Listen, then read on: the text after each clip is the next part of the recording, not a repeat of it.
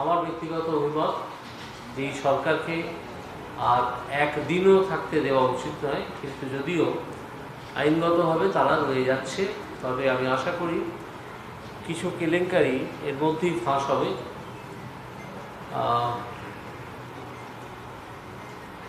এবং তখন আবার একটা জোরদার আওয়াজ উঠবে এই সরকারের চলে যাওয়ার বিষয়।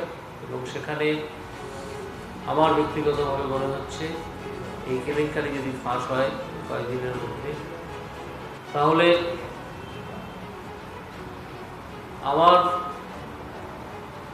মত এই, যেটা আমি প্রকাশ করেই দিচ্ছি, যে টানা 72 ঘন্টা বন্ধ ডাকা উচিত সারা পশ্চিমবঙ্গে।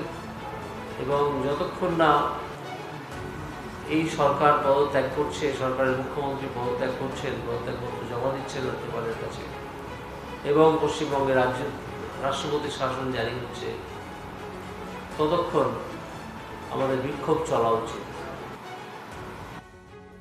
আপনারা শুনলেন অভিজিৎ গঙ্গোপাধ্যায়। তিনি বেশ কয়েকটা বিষয়ে ইঙ্গিত করলেন।